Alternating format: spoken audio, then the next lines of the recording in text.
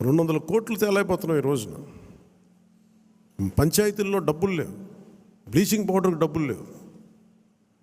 ఈ మధ్యనే world bank వాళ్ళతో మాట్లాడుతూ ఉంటే వాళ్ళు ఒకటి మాట్లాడుతాం, మీరు కమిటెడ్ లీడర్షిప్ మీరు ఇవ్వండి, మేము మీకు డబ్బులు ఇచ్చే బాధ్యత మేము తీసుకుంటాం, మీకు పెట్టుబడులు ఇచ్చే బాధ్యత మేము చాలామంది చెప్తాం. గత ప్రభుత్వంలో మాకు ఆ నమ్మకం రాలేదు.